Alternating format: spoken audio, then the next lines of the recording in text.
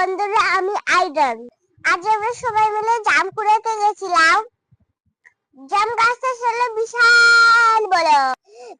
গাছের প্রতিটি ডালে পাকা পাকা জাম। দেখে লোক সামলাতে পারতেছিলাম না।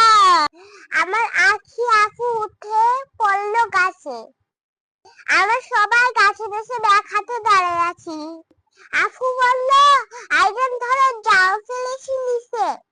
আমরা সবাই মোটা করে জাম কুড়ালাম। এভাবে জাম কুড়াতে খুবই ভালো লাগে। তারপর আমরা জামগুলো ধুয়ে মরিচ আর লবণ মাখাই। সবাই গোল হয়ে বসে শুরু করলাম জাম খাওয়া। হেসে হেসে জাম খেতে খেতে মনে পড়ে গেল একটা কবিতা।